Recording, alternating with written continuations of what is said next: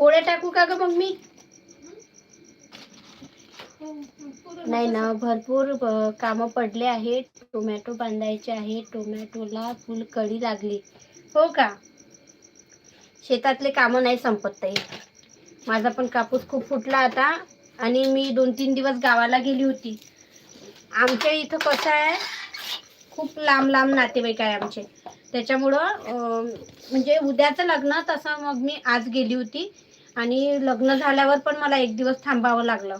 कारण रात्रीचे ते समोरच्या लाईट, गाडीचा लाईट नाही का डोळ्यावर पडते ना, मग यांना बरोबर म्हणजे हे होते, गाडी चालवायला त्रास होते.